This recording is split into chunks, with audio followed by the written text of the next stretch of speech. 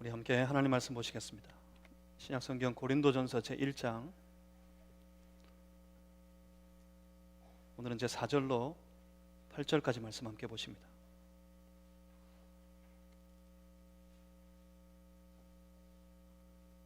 고린도전서 1장 4절에서 8절까지 말씀입니다. 제가 가지고 있는 성경책에는 신약성경 263페이지에 있습니다. 고린도전서 1장 4절에서 8절까지 말씀, 오늘 거룩한 주일 아침에 우리에게 허락하신 살아계신 하나님의 말씀입니다. 우리 한 절씩 저와 여러분이 나누어서 교독하시겠습니다.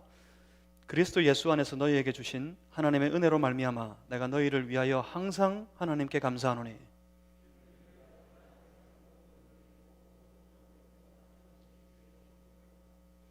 그리스도의 증거가 너희 중에 견고하게 되어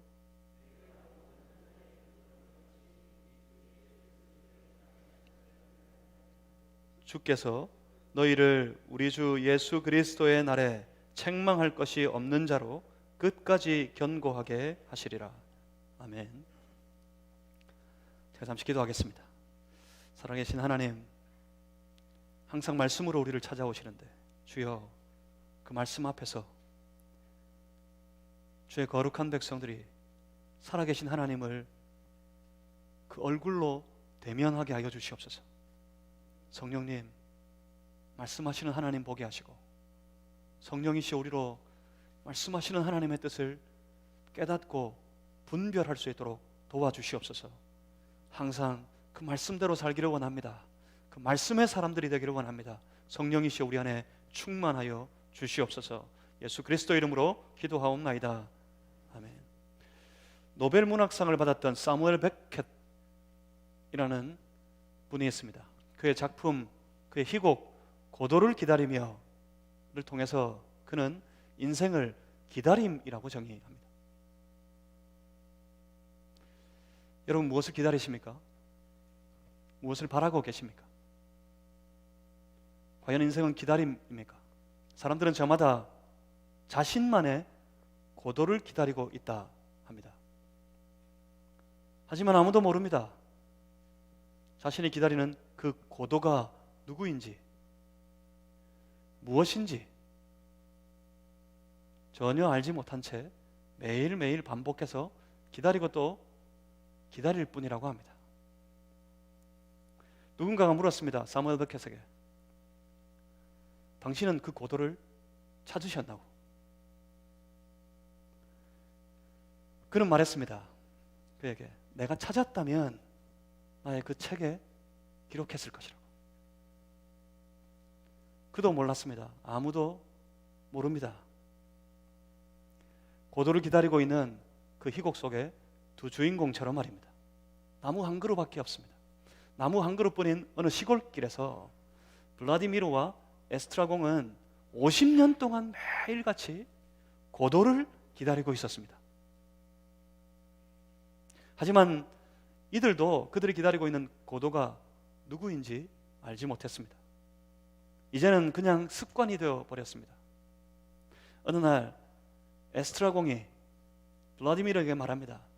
아무도 오지도 가지도 않고 아무 일도 일어나지 않고 정말로 끔찍하다. 에스트라공은 그 시골길을 떠나려고 했습니다. 이제 그만 가자, 블라디미르.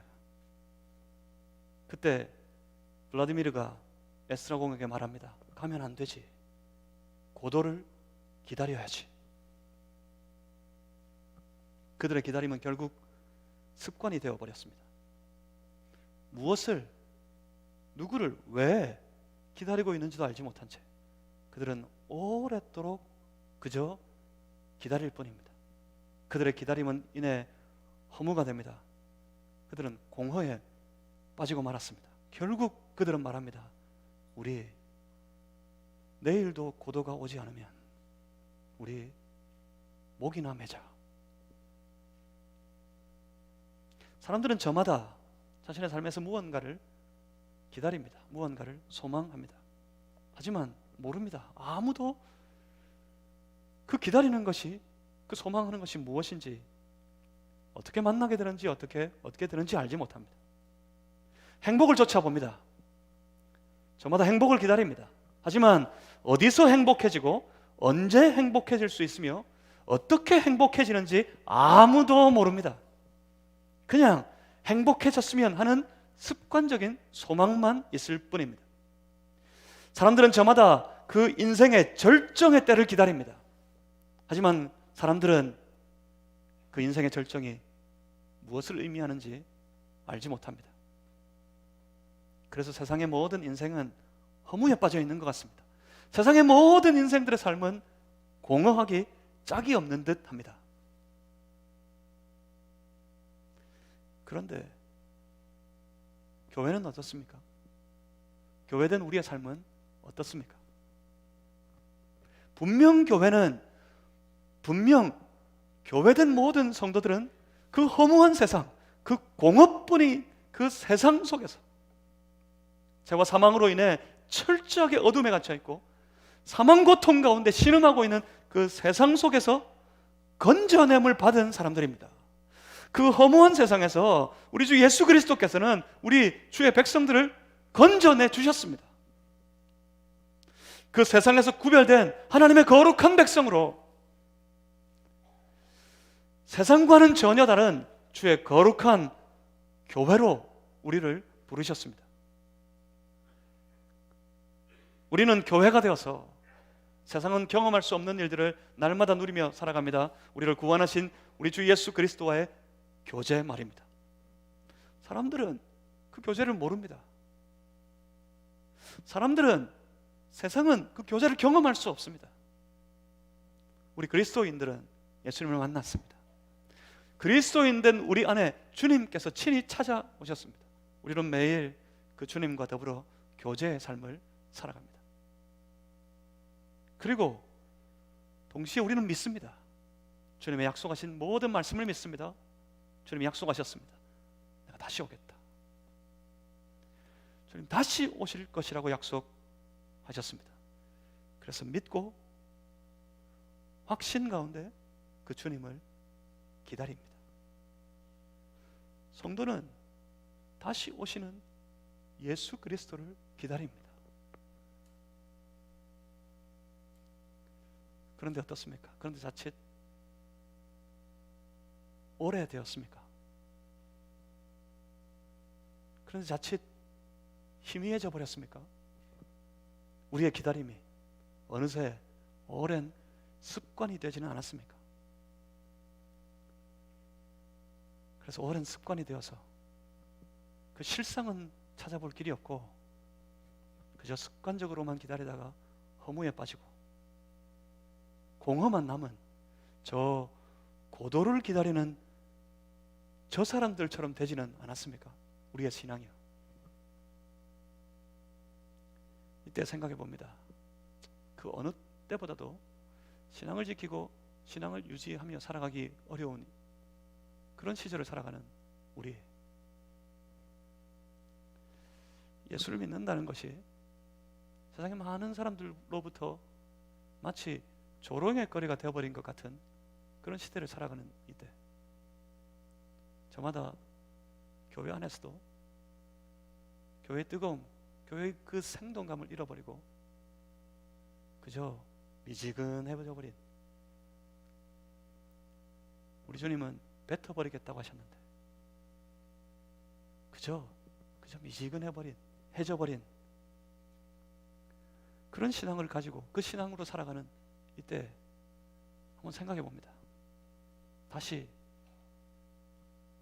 그때처럼 뜨거워질 수 없을까? 다시 저 초기 그리스도인들처럼, 다시 저 초대 교회와 같이 우리의 신앙이 뜨거워지고 초대 교회와 같이 그 초기의 그리스도인들처럼 생동감이 넘치고 역동적인 그런 교회를 우리가 다시 회복할 수는 없을까? 사랑하는 성도 여러분, 우리 교회가 그런 교회 되었으면 좋겠습니다. 함께 모일 때마다, 지체들과 함께 교제하게 될 때마다 우리 안에 예수 그리스도와 더불어 나누는 뜨거운 교제가 넘쳐나는 그런 감격의 현장이 되기를 주님의 이름으로 소망합니다. 그 교제 가운데 주의 역사하심이 넘쳐나도록 부어지는 그런 역동적인 교회, 그런 교회가 되기를 주님의 이름으로 소망합니다. 고린도 교회를 생각해 보십시오. 고린도 교회는 분명 많은 문제를 안고 있는 교회였습니다. 비록 그들에게 문제가 있고 그래서 그들 가운데 아픔이 존재하지만 그럼에도 불구하고 그 교회는 당시 초기의 그리스도인들에게도, 당시 그 초대 많은 교회들에게도 문제가 없는 교회, 아픔이 없는 교회는 아무데도 없었던 것 같습니다. 그런데 어떻습니까? 여러분, 초대교회를 생각할 때, 초기의 그리스도인들을 생각할 때 문제가 떠오르십니까? 먼저 떠오르는 건 그들의 뜨거운 신앙, 먼저 생각나는 건 그 뜨거운 신앙으로 함께 세워져가는 거룩한 신앙의 공동체가 떠오릅니다. 무엇 때문일까요? 고린도 교회도 마찬가지였지만 그 문제 속에도 그들은 그 특유의 생동감을 잃지 않았습니다. 도대체 그 이유가 뭘까요? 오늘 우리는 이 본문의 짧은 말씀을 통해서 초기 그리스도인들이 지녔던 매우 중요한 신앙의 특징, 신앙의 내용을 발견하게 됩니다. 만약 우리 안에도 동일하게 그들과 같이 이 신앙의 내용을 우리가 품고 있고 우리가 가지고 그렇게 신앙의 생활을 한다면 그들처럼 비록 문제 중에라도 생동감을 잃지 않는, 오히려 더 그 신앙으로 말미암아 모든 문제를 덮고 모든 문제를 이기고 하나님 앞에 더 건강하고 더 아름다운 뜨거움이 있는 역동적인 그런 교회를 회복하고 그런 교회를 세워갈 수 있을 텐데요. 만약 우리 안에 발견한다면 더 분명하게 붙잡아야겠고, 만약 우리 안에 희미해져 버렸다면 이것을 다시 회복할 수 있어야겠습니다. 그러면 다시 교회는, 이 땅의 모든 교회는 일어서게 될 겁니다. 사도 바울은 지금 분명히 이 교회가 걱정입니다. 고린도 교회에게 이 편지를 보낼 때 사도 바울의 마음은 그 교회 때문에 불타고 있었어요. 염려가 돼서, 걱정이 되어져서 나뉘어지고 분쟁하고 동시에 도덕적으로 아주 타락해져서 교회가 말할 수 없이 흔들리고 있었습니다. 그래서 사도는 그 교회가 걱정이었습니다. 그래서 바울은 먼저 이 교회가 영적으로 대각성하기를 원했습니다. 우리가 누구인가? 우리가 누구인지를 선포합니다. 우리는 세상과 구별되어진 하나님의 부르심을 받아 주님과 교제하는 교회가 되었다고 사도는 그렇게 강변했습니다. 이를 망각해버리니, 이를 잊어버리니 지금의 이 위기를 자초하게 되었고 나누고 다투고 부패하고 타락에 빠지게 된 것이라고 사도는 선포했습니다. 그런데 그 염려의 마음으로, 그 걱정으로 이 편지를 시작했고 이 편지를 보내게 되었는데, 그런데 사도가 그런 걱정이 되어버린 그 교회를 생각하면서 가장 먼저 고백하는 말이 이겁니다. 사도는 먼저 감사했습니다. 분명히 걱정하고 있는데, 교회가 지금 심각하게 흔들려서 염려하고 있는데, 사도는 그들을 보며 그들을 생각하면서 그렇게 고백합니다. 내가 하나님께 감사한다. 바울의 그 교회를 향한 근본적인 마음은 염려가 아니었습니다. 근본적인 마음은 감사였습니다. 감사. 본문 4절 말씀을 한번 보시겠습니다. 고린도전서 1장 4절입니다. 그리스도 예수 안에서 너희에게 주신 하나님의 은혜로 말미암아 내가 너희를 위하여 항상 하나님께 감사하노니. 바울이 고백합니다. 내가 너희로 인하여 항상 하나님께 감사한다고. 이것이 고린도 교회를 향해 나눈 첫 번째 고백이었습니다. 그리고 그 감사의 이유가 뭡니까? 그 감사의 이유는 예수 그리스도 안에서, 예수 안에서 너희에게 주신 하나님의 은혜 때문이랍니다. 지금 바울이 고린도 교회를 가진 고린도 교회를 향해 가진 첫 번째 감사의 정체는 그것이었어요. 예수 안에서 너희에게 주신 하나님의 은혜였습니다. 그렇다면 그 은혜가 뭡니까? 예수 안에서 우리에게 주시는, 교회들에게 주시는, 그 성도들에게 부어주시는 하나님의 은혜가 무엇이었습니까? 그것은 우리를 사망에서 건져내어 생명으로 인도하신 것, 그것이었습니다. 예수 안에서 우리에게 주신 생명이었다는 말입니다. 그것이 우리 그리스도인들이 가진, 그것이 바로 우리 교회가 가진 가장 확실한 하나님의 은혜입니다. 예수 안에서 우리에게 날마다 주시는 가장 확실한 은혜, 그것이 바로 예수님 주신 생명이란 말입니다. 사도는 지금 고린도 교회 안에 충만하게 흐르고 있는 예수 생명을 생각할 때 하나님 앞에 감격하고 하나님 앞에 감사할 수밖에 없었던 겁니다. 잠시 교회가 어려움을 겪고 있고 아픔을 겪고 있고 그 교회가 사도의 걱정이 되었지만 그 교회를 생각하면 먼저 떠오릅니다. 그 교회 안에 충만하게 흐르고 있는 예수 생명이 떠오릅니다. 예수 생명 때문에 구원받은 하나님의 사람들, 그 예수 생명 때문에 구원받아 함께 모인 그 하나님의 사람들의 거룩한 공동체, 여전히 그들 가운데 흘러넘치고 있는 그 예수 생명, 그 하나님의 은혜를 생각할 때 사도는 감사하고 감격할 수밖에 없었습니다.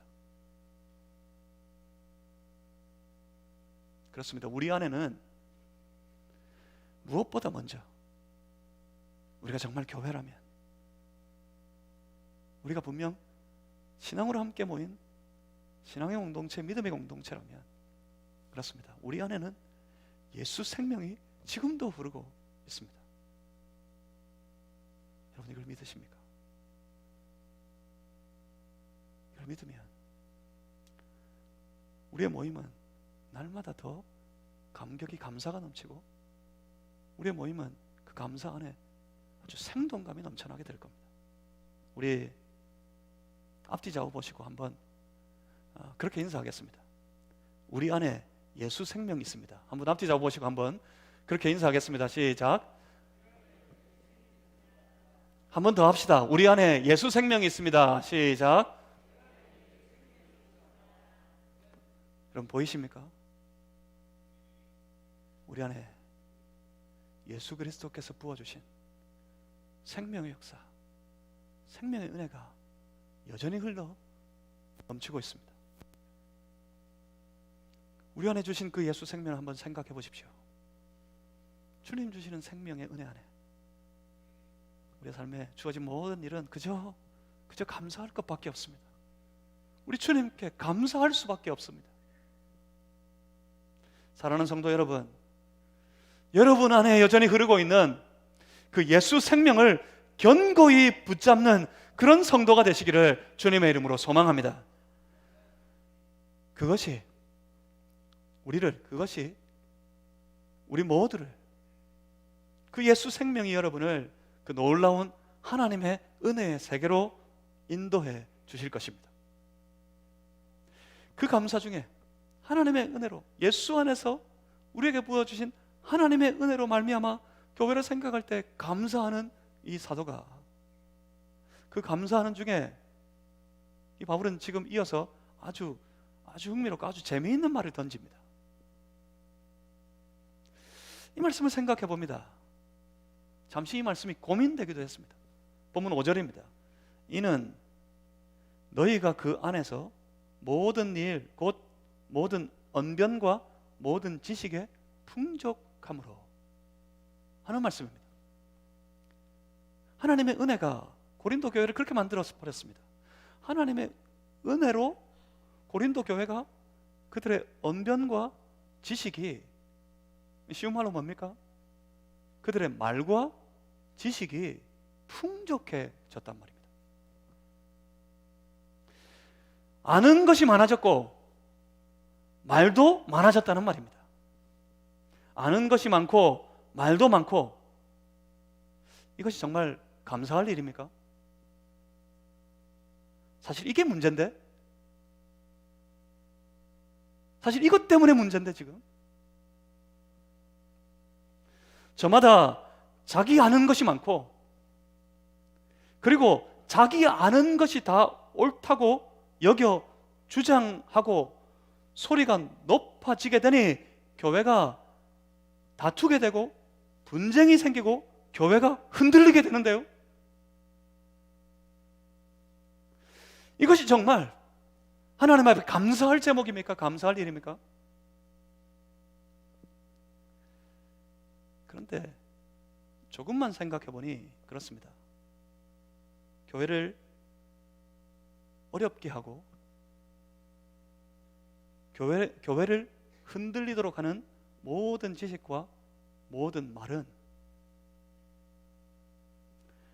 사실 교회 모든 어려움은 내가 맞다고 내 지식이 옳다고 그리고 그것을 생각할 뿐만 아니라 말로 주장하고 말로 나타내고 말하기 시작하는 그때 그곳에 다툼이 생기고 분쟁이 생기고 나눔이 생기고 어려움이 생기고 그래서 교회가 약해지고 그래서 교회를 떠나게 되고 점점 교회가 더 흔들리게 되는 겁니다. 그런데 가만히 생각해 보면 그렇게 교회를 어렵게 하는 그 지식과 말, 그 말과 지식은 하나님의 은혜가 만들어낸 게 아닙니다. 하나님의 은혜가 그렇게 만든 게 아닙니다. 그 지식과 말은 그 지식과 말을 만든 건 사람들의 교만입니다. 교만. 자기 교만으로 자기가 생각하고 자기 교만으로 자기가 말하게 될 때 그 교만과 교만이 부딪히면 다툼이 생기고 분쟁이 되고 약해지고 흔들리게 되는 겁니다. 하나님의 은혜는 그런 지식과 그런 말을 만들어내신 적이 없어요. 은혜가 만든 지식과 은혜가 만드는 말은 다릅니다. 그 아는 것과 그 말하는 것이 그러면 무엇입니까? 본문에서 그 안에서 언변과 지식이 풍족했다 할 때 그것은 먼저 그 안에 계신 예수 그리스도 때문에 시작되는 것입니다. 예수 그리스도로 말미암아 시작되는 겁니다. 예수님을 생각해 보면 예수님을 생각하면 생각할수록 하나님 아버지를 더 알게 된다는 거예요. 예수 그리스도를 생각하면 할수록 아버지 하나님에 대해서 알게 됩니다. 하나님의 구원 계획에 대해서 더 알게 됩니다. 하나님의 거룩하신 뜻을 더 깨닫고 알게 됩니다. 성령의 오심과 우리 안에 여전히 충만히 계심을 알게 됩니다. 하나님의 주시는 날마다 우리의 삶에 부어주시는 풍성한 삶의 은혜를 더욱 알게 됩니다. 하나님을 더 알아가게 됩니다. 하나님을 알게 되어 하나님을 더 사랑하게 됩니다. 하나님을 향하여서 하나님에 대하여서 사랑에 빠지고 보니 그 하나님에 대하여서 말할 수밖에 없습니다. 말이 많아지게 됩니다. 여러분 사랑에 빠져보셨습니까? 나를 위하는 그 사람의 마음을 알면 알수록 그 사람 더 사랑하게 되고 그 사람에 대하여 사랑에 한번 빠져보면 글로든지 말로든지 계속 말하지 않고는 견딜 수가 없어요. 제 이야기를 잠시 하면요, 저는 제 아내가 제 첫사랑입니다.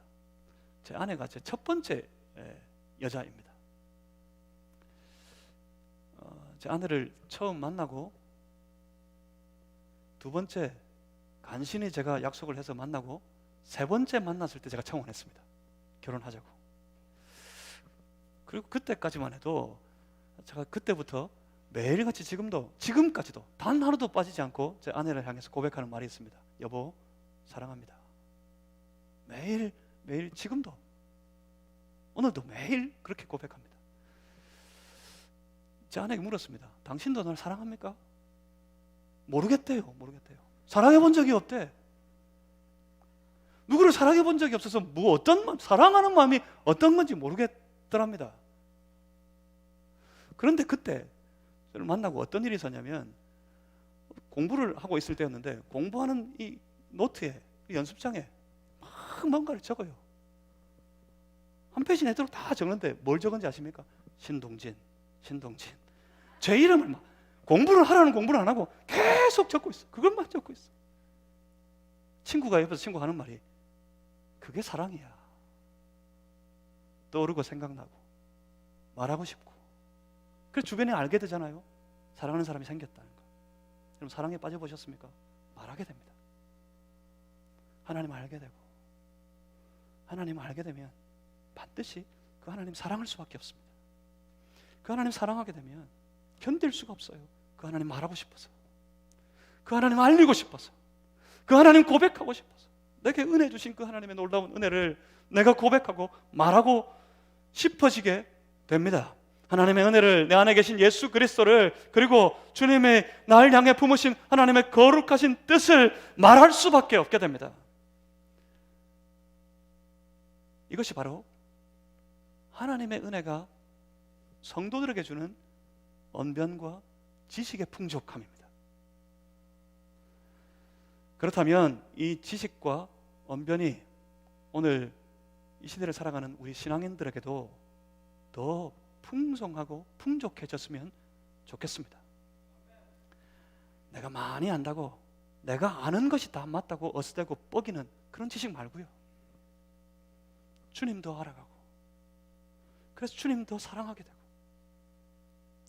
그래서 주 예수 그리스도를 더 널리 선포하게 되는 그런 신앙의 삶 말입니다. 그것이 우리에게 필요합니다. 그것 때문에 우리의 모임이 생동감이 넘쳐나게 될 겁니다. 여기저기서 함께 모여서 만날 때마다, 함께 모여서 만날 때마다 누군가를 욕하고, 함께 모여서 만날 때마다 무엇인가를 탓하고 해보십시오. 여러분 마음이 어떻게 돼요? 욕하고 탓할 때는 막 그것 때문에 흥미가 넘치고 흥미진진해지고 재미있는 것 같지만, 막 무언가를 탓하고 무언가를 욕하고 무엇인가를 비난하고 막 그러고 있으면 여러분 마음이 어떻게 되던가요? 말에는 항상 에너지가 있어요. 막 그때는 마음이 쪼그라들어요. 막 알 수 없는 이유 때문에 마음이 굉장히 불편해져요. 그래서 그게 전체적인 모습으로 드러나게 되는 겁니다. 그런데 만날 때마다 내가 하나님 사랑한다고, 하나님 날 사랑하신다고, 지난 한 주 하나님 내게 이런 은혜를 베풀어 주셨다고, 우리 중에는 이런 주의 은혜가 있다고, 나가서 생활의 현장으로 나아가면 그곳에 내게 은혜 주시는 예수님 살아계시다고, 주님 우리의 그리스도가 되셨다고 그렇게 선포하게 될 때마다 그 모임 중에는, 그 살아가는 모든 삶의 현장은 아주 생동감이 넘치고 뜨거워지고 기쁨이 넘쳐나는 그런 모임이 되고 그런 삶의 현장이 되어질 수밖에 없는 것입니다. 그렇게 그 교회 안에는 하나님의 은혜로 말미암아 부어주신 언변과 지식이 풍족해졌습니다. 그런데 여기서 사도는 아주 중요한 사실 한 가지를 지적합니다. 6절 말씀을 한번 보겠습니다. 6절. 왜 그렇게 됐을까요? 왜 이렇게 언변과 지식에 풍족하게 되었습니까? 그것은, 그 이유는 본문 6절입니다. 6절 말씀을 함께 읽어봅니다. 시작. 그리스도의 증거가 너희 중에 견고하게 되어서. 그리스도의 증거가 너희 중에 견고하게 되어서. 제가 이 말씀을 영어 성경의 NIV 버전의 해석으로 제가 다시 한번 읽어드리겠습니다. Because our testimony about Christ was confirmed in you. Because, 왜냐하면 our testimony, 우리의 증언이 about Christ, 그리스도에 대하여, 그리스도에 대해서 우리가 여러분에게 베풀었던 모든 증언이, 예수 그리스도에 대해 사도가 베푼 모든 증언 무엇입니까? 다시 말하면 사도의 설교입니다. 사도의 설교. 그 설교가 confirmed in you, 여러분의 안에서 확정되었기 때문에, 여러분에게 전했던 모든 메시지가 여러분의 삶 속에서 그대로 확정되어 버려서,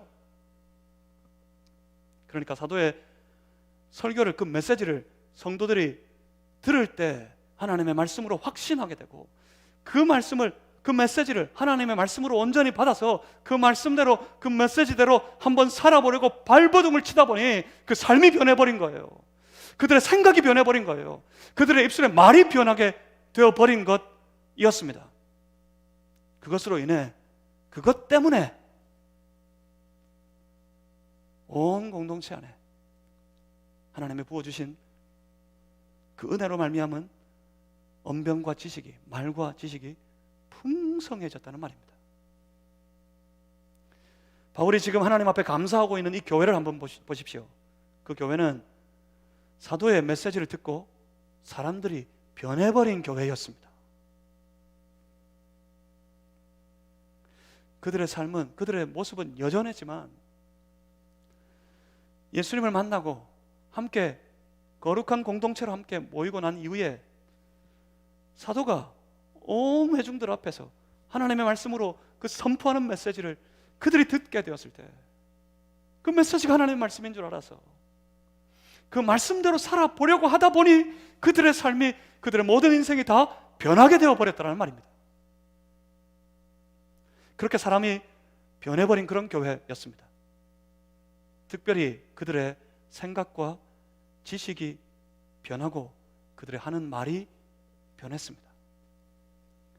그들의 생각과 지식은 온통 세상에 관한 것뿐이었다면 그 메시지를 듣고 하나님 말씀 앞에 서서 그 말씀대로 살게 되었을 때 말씀하시는 하나님의 진리임을, 하나님밖에 없음을 그들이 깨닫게 되고 하나님에 대해서 알게 되었더란 말입니다. 하나님을 알게 되니 하나님 사랑하게 되고 하나님 사랑하여서 그 하나님을 말할 수밖에 없게 되어버렸더라는 말입니다. 주님도 알게 되어서 그들의 삶의 모든 현장에서 주님을 전하는 사람, 그런 교회가 되었습니다. 사랑하는 성도 여러분, 오늘 우리 교회가 그런 교회 되었으면 좋겠습니다. 신앙에는 반드시 말씀이 필요합니다. 하나님은 말씀하시는 분이시니까요.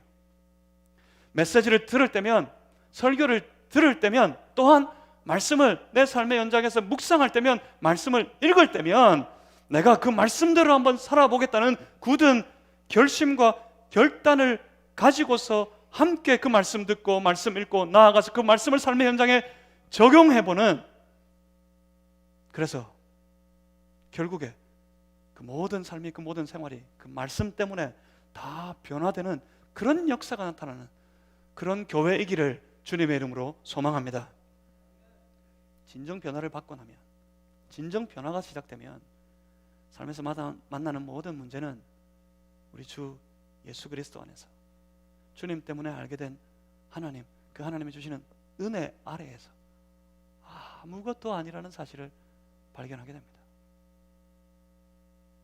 변화받으면 삶에서 만나는 문제는 아무것도 아닙니다. 그래서 지금 이 문제 많은 고린도 교회에게 사도는 이 사실을 상기시키려고 하고 있는 겁니다. 다시 말씀을, 하나님의 말씀을 그 마음에 확정하고, 그래서 하나님의 부어주신 은혜를 따라 그때 알게 된 하나님과 그때 외쳤던 우리 주 예수 그리스도, 그 모든 말들을 다시 떠올리고 그것으로 지금 문제를 보라는 겁니다. 그 문제는 아무것도 아니라는 사실을 보라는 말입니다. 그 은혜 안에서, 그 변화된 삶 속에서 이 문제를 고칠 수 있다고 선포하는 겁니다. 그리고 그때 그들에게는 본문 7절 말씀을 한번 보십시오. 7절에 이렇게 말씀합니다. 너희가 모든 은사에 부족함이 없이, 성령의 은사가 그들에게 부족함이 없이 부어졌습니다. 사실 고린도 교회는 참 많은 은사가 나타나는 그런 교회였습니다. 이후에도 보시게 되겠지만 그 풍성한 은사가 그들 가운데 있었습니다. 그럼 여러 가지가 풍성해졌습니다. 풍성한 지식과 풍성한 언변, 그리고 그들 가운데 넘쳐나는 풍성한 우리 주님 부어주신 그 은사, 그 은사가 넘쳐나고 지식과 언변이 넘쳐나는 교회였습니다. 그것 가지고 뭐 합니까? 하나님의 은사가 우리 안에 부어지고 하나님의 은혜 안에서 우리 안에 말씀이 확정될 때 하나님에 대한 지식과 주 예수 그리스도에 대한 말이 많아지고 늘어나게 되었을 때, 그렇게 은혜가 넘쳐나는 그렇게 생생한 생동감 있는 교회가 되었을 때 뭐 할까요? 그 교회는 어떻게 합니까? 그 교회가 해야 할 일이 무엇입니까? 초기에 그리스도인들은 함께 모여 뭐 했을까요? 뭐 했을까요? 7절 말씀을 계속 보겠습니다. 7절에 이렇게 말씀합니다. 너희가 모든 은사에 부족함이 없이 우리 주 예수 그리스도의 나타나심을 기다림이라. 초기의 그리스도인들은 그렇게 신앙생활을 했습니다. 초기의 그리스도인들의 신앙의 삶은 이것이었습니다. 다시 오실 예수 그리스도를 기다리는 것 말입니다. 그들은 함께 모여서 다시 오실 예수님을 기다렸습니다. 오늘은 우리가 얼마나 모였는지, 오늘은 우리가 모여서 어떤 계획을 세우고 어떤 충성 봉사를 할 것인지 그거에 대해서 나누지 않았습니다. 그들은 함께 모일 때마다 하나님의 은혜를 품고 하나님의 부어주신 은혜를, 예수의 그리스도 되심을 서로 고백하면서 서로 격려하면서 한 가지 아주 중요한 일을 합니다. 함께 모여서 권면하고 격려하고 예수 그리스도를 고백하면서 하는 일이 이것이었어요. 예수님 오십니다. 예수님 이제 곧 오십니다. 함께 우리는 그 예수님을 기다립니다. 교회는 오실 예수님을 기다리고 있었습니다. 그렇습니다. 이것이 바로 교회입니다. 이것이 바로 교회가 하는 일입니다. 이것이 교회를 생동감이 넘치게 만듭니다. 이것이 바로 교회를 뜨겁게 만드는 가장 중요한 이유였습니다. 바로 예수 그리스도의 오심을 기다리는 것 말입니다. 고린도 교회가 말씀 안에서 변화되어져서 그 언변과 지식이 풍족하게 되었을 때 그들은 더 확신할 수 있었어요. 주의 메시지를 들을 때마다 그들 가슴속에 하나님을 더 알게 되고 주의 말씀에 대해서 더 알게 되고 깨닫게 될 때마다 그들 중에 확실해지는 것이 있었어요. 모든 말씀을 다 믿게 되었을 때 그들이 더 확실하게 믿게 된 것이 있었습니다. 가신 그대로 다시 오실 것이다 하신 그 말씀 말입니다. 이것이 확실해졌어요. 그들은 확신했습니다. 주님 오신다. 곧 오신다. 다시 오신다는 주님의 약속을 그들은 분명히 생생하게 믿고 그들은 매일매일 함께 기다렸습니다. 주님 오십니다. 주님 오십니다. 그러면서 말입니다. 다시 오실 주님을 기다리면서 그들은 매일매일의 신앙의 삶을 살아갔습니다. 더 뜨겁게, 더 신실하게. 왜요? 주님 오실 텐데, 우리가 기다리는 것처럼 주님 분명 오실 텐데, 그 주님 만나게 되었을 때, 그 주님 앞에 서게 되었을 때 부끄럽지 않으려고 오히려 더 담대하게, 더 당당하게 그 주님 앞에 나아가서 기쁨으로 그 주님 만날 수 있도록 그들은 매일매일 신앙의 삶을 준비하고 또 준비할 수밖에 없었습니다. 그 안에서 있는 모든 약함은 다 무너졌습니다. 그 안에서 모든 다툼은, 모든 문제는 다 무너져 버렸습니다. 주님 다시 오실 텐데, 제가 종종 말씀드리지만 주님 불현듯이 오실 겁니다. 근데 우리 공동체가 아니어도 우리 개인이 어디 가서 누군가하고 열심히 다투고 열심히 싸우고 무언가를 비난하고 무언가를 원망하면서 그러고 있을 때 불현듯이 주님 짠 나타나시면, 주님이 이렇게 임재하시면, 다시 오시면 우리는 뭐 하다가 만나는 거죠? 다투다가 원망하다가 분쟁하다가 싸우다가 주님 만나게 될 겁니다. 어딘가에서 주님 주신 은혜를 나누고 누군가에게 내 주님, 내 안에 계신 주님 여전히 살아계시다고, 우리의 그리스도가 되셨다고 고백하고 선포하고 함께 모여서 주님 사랑합니다, 주님 감사합니다, 주님 기다립니다, 그렇게 예배할 때 주님 만나게 됩니다. 그때 주님 오시면 우리는 뭐 하다가 만나는 겁니까? 감사하다가 주님 만나는 거고요, 전하다가 주님 만나는 거고요, 예배 드리다가 주님 만나게 되는 겁니다. 그들은 다시 오실 그 주님 앞에 부끄럽지 않기 위해서, 주님 앞에 더 당당하게 나아가고 싶어서 그들은 매일 더 신실하게, 더 뜨겁게 신앙 가지고 신앙으로 살아갈 수밖에 없었습니다. 그래서 초기의 모든 그리스도인들은 초대의 교회들 생각하면 그들 가운데 항상 생동감이 넘치고 그 교회는 뜨거운 교회, 그래서 그 초대 교회의 모습으로 돌아가고 싶어지는 그런 교회가 되었던 것입니다. 그 교회에게, 그 교회들에게 하나님께서는 부족함이 없는 은사를 부어 주셨습니다. 고린도 교회 안에 역시 은사가 넘쳐났습니다. 은사라는 것은 교회를 세우기 위해 하나님께서 그 필요를 따라 성도들에게, 교회들에게 부어주시는 것입니다.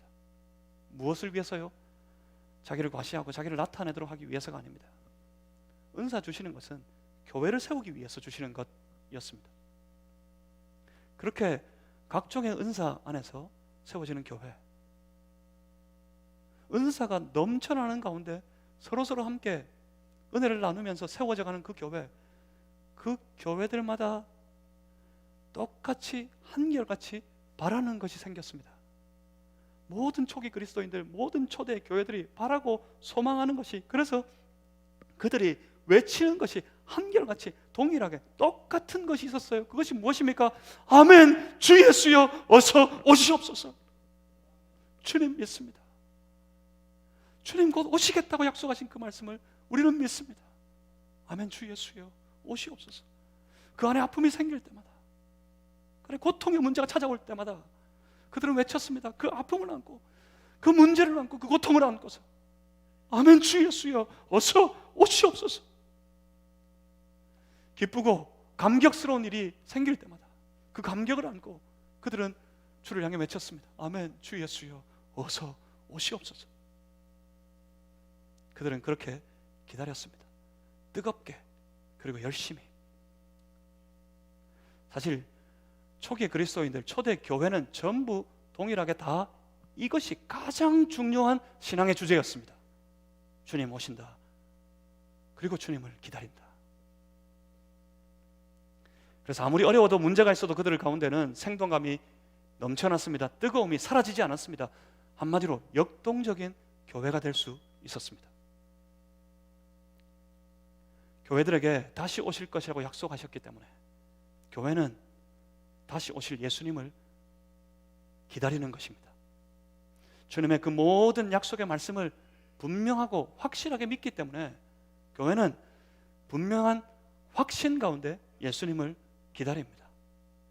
만약 예수 생명 안에서 말씀 확정, 지식, 생각, 말이 변하지 않는다면, 변하지 않은 채 그들이 기다린다면 그 기다림은 마치 아무런 의미 없이 허무하게 공허에 빠져서 저 고도를 기다리고 있는 사람들과 같아질 것입니다. 결국 냉랭해지고요,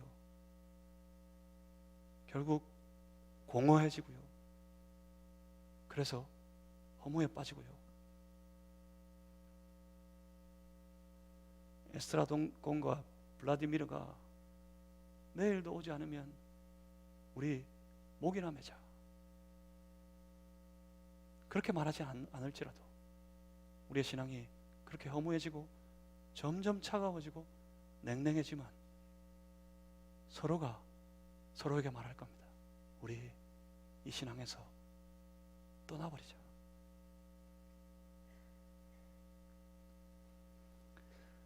하지만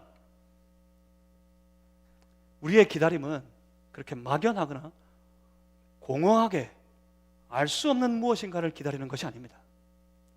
주의 부어주시는 은혜 안에 있으면, 주시는 말씀이 우리 안에 확정되어지면, 그래서 우리의 지식이 날로 날로 더 생생해지고 우리의 입술의 모든 말들이 우리 주님의 은혜와 주 예수 그리스도를 선포하는 말들로 다 변하게 되면 우리에게 더욱 분명해지는 것이 있습니다. 우리에게 더욱 확신되는 것이 있습니다.